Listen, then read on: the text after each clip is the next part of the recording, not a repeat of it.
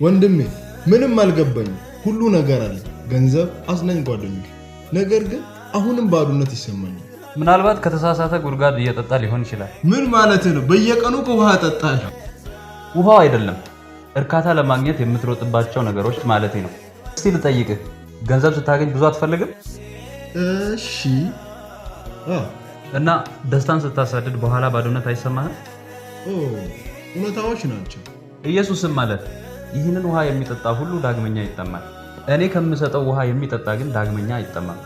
እኔ በእውነት የሚያረከኝ ኢየሱስ ብቻ ነው ትላለህ በትክክል ምክንያቱም እሱ ጥማትህን ብቻ ስለማያረካ